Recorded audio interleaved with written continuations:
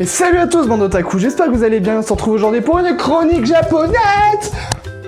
Et commençons sans plus tarder par les premières actus manga. Et c'est un nouveau démarrage pour Hajime Yamamura. Connu notamment pour ses mangas, que j'ai la flemme de dire le nom parce que voilà. Hein. Il a révélé au Japon depuis peu sa nouvelle œuvre, Shikoku no Zigi, ou en anglais... Excusez-moi, je retrouve. Pitch Black Ziggy. Mais d'après le synopsis, il a l'air plutôt intéressant. Vu que j'ai pas d'idée de transition, je vous mets une petite séquence ASMR.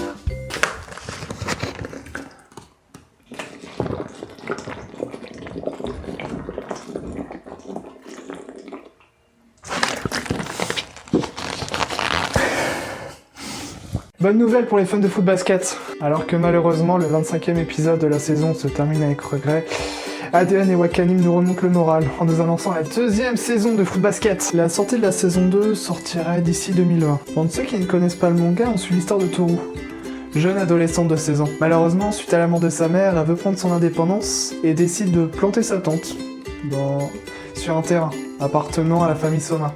En visitant un peu le terrain, elle y découvre une maison. Elle décide d'y rendre visite et découvre des gens à l'intérieur. Justement la famille Soma. Mais au sein de cette famille, elle y découvrira un terrible secret. Alors que la saison 2 de foot basket se confirme, c'est une triste nouvelle que doivent subir les fans de l'Attaque des Titans. Et en effet, celui-ci s'apprête à tirer sa révérence. Les studios ont officialisé l'idée selon laquelle le manga se terminera à la saison 4. De nombreuses rumeurs en parlaient et les fans s'y attendaient, on va dire. Néanmoins, les fans de ce manga culte devront attendre jusqu'à automne 2020 pour profiter de cette dernière et ultime saison de l'Attaque des Titans. Cette fois-ci, je m'adresse à tous les fans de Dead Alive. Bonne nouvelle, le manga Dead Alive va enfin être adapté en anime au Japon. Pour parler un peu du roman, il se concentre tout particulièrement sur le personnage de Tokizaki Kurumi. Écrit par Yuichiro Higashite en 2017, il y compte pas moins que 5 tomes publiés au Japon chez Fujishi Shobo. Personnellement, en tant que fan de Dead Alive, j'ai hâte de voir l'anime. Dites-moi, vous êtes fan de Mika? Car Yamada et Shirato, oui, ils nous font le plaisir de découvrir leur nouveau manga, Obsolète. Celui-ci devrait voir le jour en décembre et pour notre plus grand plaisir sera diffusé sur YouTube. Et je vous laisse à présent profiter du teaser. このまま世界は混沌に沈むのかもしれない。それが歴史の必然で我々には抗えないのかもしれない。我々は政治干渉も文化交流も望みません。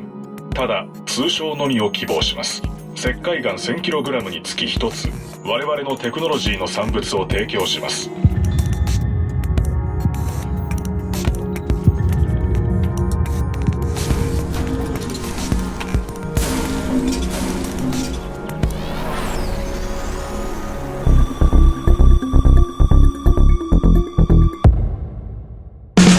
予定を3分オーバーだ。ここから取り戻す。了解。こいつらエグゾの改造に金をかけてねえな。バカな、停戦ラインを越えたのか。これまでの戦場の常識は通用しない。それがエグゾフレームの優位性だ。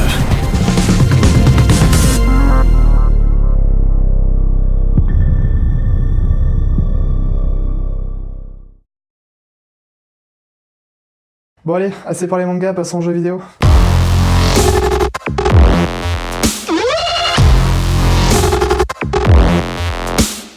Et c'est un duel acharné entre Steam et UFC que choisir. La nature du problème ? Disons que c'est l'impossibilité des joueurs face à la revente de leur jeu Steam. C'est après 4 longues années de lutte contre la plateforme de Valve, le 17 septembre 2019, que le tribunal de grande instance de Paris décide de voter en faveur de l'UFC Que Choisir, obligeant ainsi Steam à avoir son fonctionnement pour permettre à ses utilisateurs de pouvoir revendre leur contenu. Cependant, ce n'est que partie remise, car Steam a toujours possibilité de faire appel à cette décision. Et le UFC Que Choisir semble bien déterminé à faire valoir nos droits de gamer. Et en parlant d'événements jeux vidéo, nous allons pouvoir aborder le sujet du Z-Event qui s'est passé récemment, qui, je vous le rappelle, consiste aux gamers sur une durée de 3 jours de streamer pour accumuler un maximum d'argent pour l'Institut Pasteur. Et autant dire que cette année a été une grosse réussite au niveau rendement. Plus de 3,5 millions d'euros, alors qu'en 2017 il a été récolté que 500 000 et 1 million en 2018. Pour rappel, l'événement a été créé par Adrien Nogueret, alias Zerator. 55 gamers, notamment Squeezie, ont milité en faveur de la lutte contre le cancer. L'impact a été tel qu'elle en est devenue top tendance mondiale sur Twitter. Ce qui a tout de même valu un petit tweet de la part du président. Autre point jeu vidéo, si je vous dis costume noir et elle de chauve-souris, c'est de qui je parle. Et oui, je parle bien de la poupée de ta petite sœur Léa que t'as balancée par la fenêtre lui faisant croire qu'elle voulait. Plus sérieusement, bien évidemment que je parle de Batman.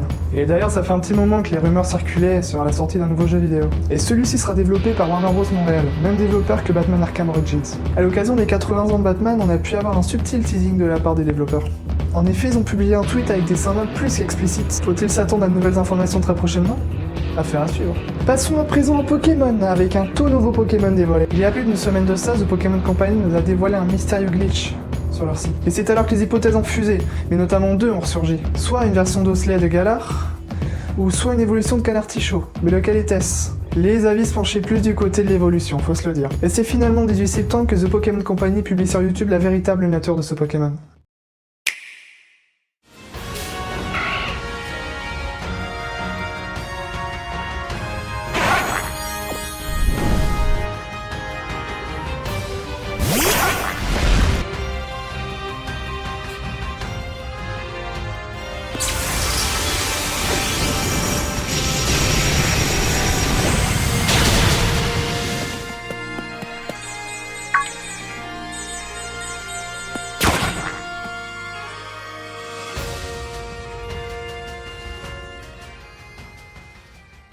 Et sur cette bonne nouvelle, c'est ici que je vous laisse mes chers otaku.